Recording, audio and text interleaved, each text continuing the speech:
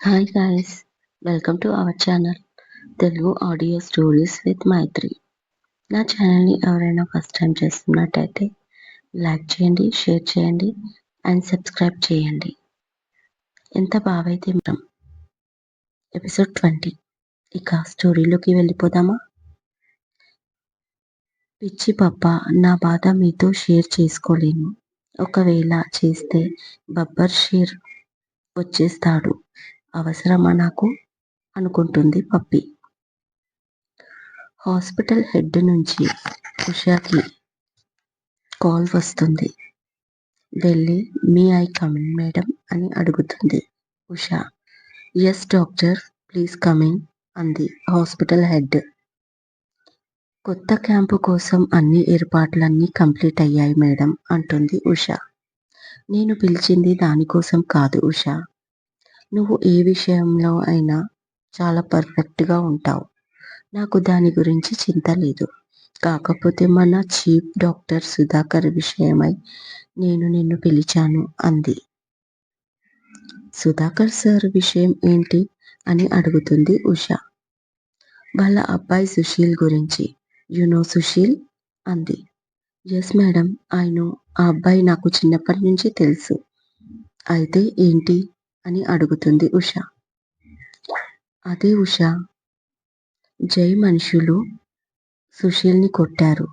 In fact జయ్యే కొట్టించాడు అంది ఆమె చాలా సీరియస్గా. అవునా? ఓకే. కానీ అనవసరంగా నా అల్లుడు ఏ విషయంలో ఇన్వాల్వ్ అవ్వడు మేడం. వాడు ఇన్వాల్వ్ అయ్యాడు అంటే అక్కడ ఏదో తప్పు ఉండి ఉంటుంది. ఈ విషయంలో నేను మీకు హెల్ప్ చేయలేను అంటుంది ఉష. ఉష, నీకు నీ అల్లుడంటే ఎంత నమ్మకమో నాకు తెలుసు. కానీ అది నీకు సంబంధించిన విషయమే. సుశీల్ని ఎందుకు కొట్టాడో తెలుసా? మన పప్పి వాడితో తిరుగుతుంది కాబట్టి అనగానే వాట్? ఆశ్చర్యపోవడం ఉషా వంతు అవుతుంది. ఎస్ మై డియర్, సుధాకర్కి ఈరోజే విషయం తెలిసిందంట. యాక్చువల్లీ ఇదివరకే ఒకసారి రోడ్డుపై కొట్టాడంట. కానీ సుశీల్ మాత్రం బైక్ స్కిడ్ అయి పడ్డాను అని అబద్ధం చెప్పాడంట. అప్పుడు సుశీల్ పప్పి కలిసి లాంగ్ డ్రైవింగ్కి వెళ్ళారంట. నాకు తెలిసి ఆ టైంలో నువ్వు అప్పుడు సెమినార్కి వెళ్ళి ఉంటావు. కానీ నిన్న రాత్రి మాత్రం పాపం చాలా కొట్టారంట. మన హాస్పిటల్కి తీసుకువస్తే సుధాకర్ గారి పరువు తక్కువగా ఉంటుందని వేరే హాస్పిటల్లో చేర్పించాడు. 1 month బెడ్ రెస్ట్ తీసుకోమని చెప్పాడంట డాక్టర్. ఇక సుధాకర్ సార్ భయపడి నీకు రిక్వెస్ట్ చేయమని నాకు కాల్ చేశాడు. నిన్న ఆఫ్టర్నూన్ కూడా పప్పి తన ఫ్రెండ్స్తో సుశీల్ని కలవడానికి వెళ్ళింది. కాసేపు మాట్లాడిన తర్వాత బలవంతంగా పంపించారంట సుధాకర్ ఆయన భార్య పప్పిని. జైకి మాత్రం భయపడి చస్తున్నారు తండ్రి కొడుకులు. కాస్త జైతో సుధాకర్కి ఫోన్ చేయించు. పప్పి జోలికి సుశీల్ రాకుండా చూసుకుంటానని మాట ఇస్తున్నాడు. రోజూ చూసుకునే ముఖం కదా, కొంచెం ఆలోచించు ఉషా అంటుంది ఆమె. ఐ నో మేడం, నేను మాత్రం అలా చేయమని ఎందుకు చెప్తాను? మీరు చెప్పే వరకు ఈ విషయమే నాకు తెలీదు. నేను జైతో మాట్లాడతాను అంటుంది ఉష. ఆ రోజు త్వరగా ఇంటికి వచ్చింది ఉష. పాత పాటలు వింటూ సూరమ్మ ఒడిలో పడుకొని శూన్యంలోకి చూస్తుంది పప్పి.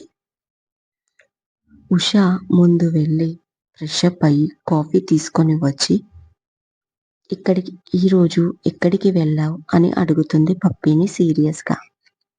ఫ్రెండ్స్తో షాపింగ్కి పర్మిషన్ ఇచ్చావు కదా మమ్మీ అంటుంది పప్పి. అబద్ధం చెప్పకు, నిజం చెప్పు. సుశీల్ని కలవడానికి వెళ్ళావా అడుగుతుంది కోపంగా. ఎస్, షాపింగ్కి వెళ్ళి వస్తుంటే దారిలో అంకుల్ కనిపించాడు అనే మాట పప్పిది పూర్తి కాకముందే పప్పి చెంప చెల్లుమంది. మమ్మా నో అంటూ గట్టిగా అరుస్తూ ఏడుస్తుంది పప్పి షాక్ అవ్వడంతో. అయ్యో అయ్యో, పసిదాన్ని అలా కొడతావేంటే అరుస్తుంది సూరమ్మ. అమ్మా, నువ్వు మధ్యలోకి రాకు. అది అబద్ధాలు ఆడుతుంది అని చెయ్యి పట్టుకొని ముందుకు లాగింది పప్పిది.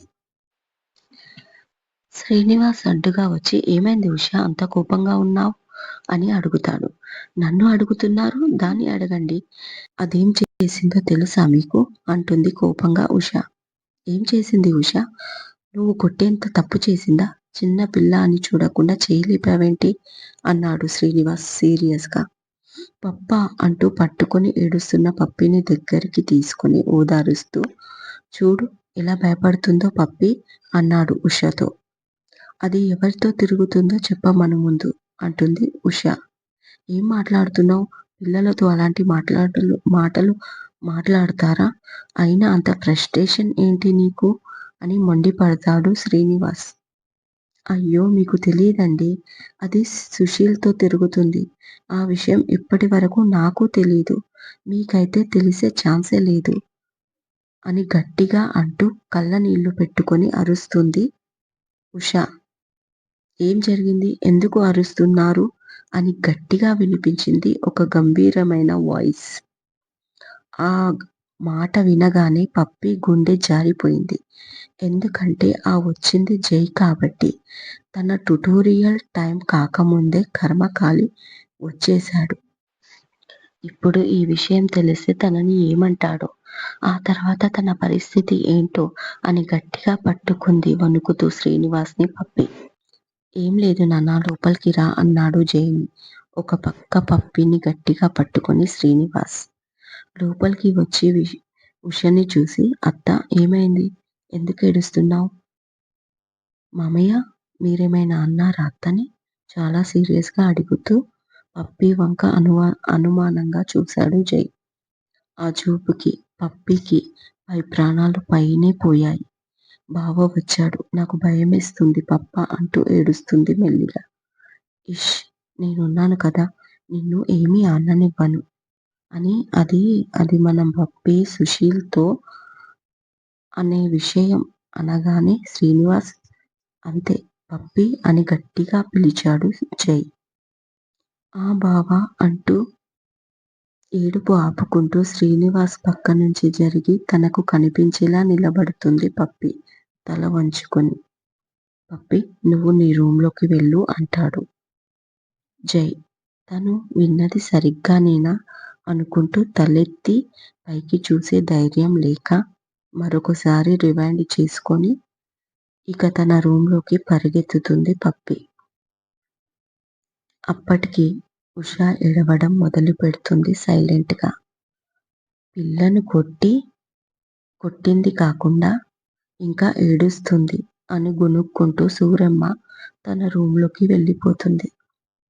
జై ఉష చేయి పట్టుకొని సోఫాలో కూర్చోబెట్టగానే శ్రీనివాస్ ఒక గ్లాస్ నీళ్లు తెచ్చి ఇస్తాడు. ముందు ఈ వాటర్ తాగు, తర్వాత విషయం ఏంటో చెప్పు అత్త అంటాడు ఆమె ముందు నీల్స్ పై కూర్చొని. కొన్ని నీళ్లు తాగి పక్కన పెట్టి రిలాక్స్ అవుతుంది ఉష. ఆ తర్వాత జై ఆమె పక్కన కూర్చొని చేయి పట్టుకుని, ఇప్పుడు చెప్పు అత్త, ఎందుకు కొట్టావు పప్పిని అని అడిగాడు. దానికి మేము ఏం తక్కువ చేశాము జై? ఏదైనా ఉంటే మాకు చెప్పొచ్చు కదా. వాడితో సీక్రెట్గా కలవడం తిరగడం ఎందుకు? ఇవాళ హాస్పిటల్ హెడ్ నన్ను పిలిచి ఇవన్నీ చెప్తే నాకు ఎంత పరువు తక్కువగా అనిపిస్తుందో తెలుసా అంటుంది ఉష బాధగా. అత్త, మరి అంత పరువు తక్కువ పని ఏం చేసింది పప్పి? ఒక అబ్బాయితో కలిసి తిరిగితే పరువు తక్కువ పనా? మరి సుశీల్ కూడా తిరిగాడు కదా, వాడి తప్పు లేదా? వాళ్ళకి పరువు తక్కువ కాదా అడిగాడు జై. ఆశ్చర్యంగా చూశాడు శ్రీనివాస్ జైని. కరెక్టే నాన్న, ఇది ఒక ఆడపిల్ల విషయం. తప్పు ఎవరు చేసినా ముందుగా ఆడపిల్లనే నిందిస్తారు. తల్లిదండ్రుల పెంపకం బాలేదు, సరిగ్గా పెంచలేదు అని మమ్మల్ని అంటుంది లోకం అంటుంది ఉష. లోకం ఎప్పుడూ ఎవరినో ఒకరిని అంటూనే ఉంటుంది. అది దాని నైజం. మంది గురించి ఆలోచిస్తే మనం బతకలేం అత్త. వదిలేయ్, మనమేంటో మనకు తెలుసు కదా, మన పప్పి ఏంటో మనకు తెలీదా అన్నాడు. కానీ నాన్న చదువుకోమని పంపిస్తే అబ్బాయిలతో తిరగడం, రిలేషన్, లవ్ అంటూ ఏంటిది అంటుంది ఉష. అత్త, పప్పీకి నువ్వు చెప్పేవేవి ఏమీ తెలీవు. తనకు నచ్చిన డ్రెస్ని చూసినా, తనకు నచ్చిన ఫ్లేవర్ ఐస్ క్రీమ్ని చూసినా, ఇంపార్టెంట్ చాక్లెట్లు చూసినా తనకు కలిగించే సంతోషమే ఏదైనా తనకి లవ్వే. బట్ అది లవ్ కాదు. అదో చిన్న ఎక్సైట్మెంట్ అంతే. అలాగే సుశీల్తో తిరగడం కూడా అలాంటిదే. తనకి మెచ్యూరిటీ రాలేదు. సరే, నా మాట వదిలేయ్. నువ్వు చెప్పు, పప్పీకి మెచ్యూరిటీ ఉందా? తను ఇంకా చిన్నపిల్లే అత్తా. అప్పుడే నవ్వుతుంది, అప్పుడే ఏడుస్తుంది. తనకి అర్థమయ్యేలా చెప్పండి, కానీ తనని కొట్టకండి అన్నాడు జై. శ్రీనివాస్కి షాకింగ్గా ఉంది. జై తనని ఎంత భయపడతాడు, ఇప్పుడు కూడా ఏం జరుగుతుందో అని లోపల భయపడ్డాడు శ్రీనివాస్. బట్ జై ఆలోచన విధానం ఎంతో మెచ్యూరిటీతో కూడినది. చిన్నవాడే అయినా చాలా గొప్పగా ఆలోచిస్తున్నాడు. గ్రేట్ నాన్న అని మనసులోనే పొగుడుకుంటాడు శ్రీనివాస్. ఉషకి కూడా నిజమే కదా అనుకుంటుంది. జై మాటలు తనకి రిలీఫ్ ఇచ్చాయి. ఒక్క నిమిషం అత్తా అంటూ పైకి పప్పీ రూమ్కి వెళ్తాడు జై. మెల్లిగా డోర్ నాక్ చేస్తాడు. ఎవరు అంటుంది కంగారు పడుతూ పప్పీ. డోర్ ఓపెన్ చేసుకొని జై లోపలికి అడుగు పెట్టగానే భయంతో బిగుసుకుపోతుంది పప్పీ. పైకి లే అన్నాడు. భయపడుతూనే బెడ్ మీద నుంచి లేచి నిలబడింది పప్పీ. జై తననే చూస్తూ ఉన్నాడు. ఇంకా వణికిపోయింది పప్పీ. ఇక నెక్స్ట్ ఏం జరుగుతుందో రేపటి ఎపిసోడ్లో తెలుసుకుందాం. మీ మైత్రి.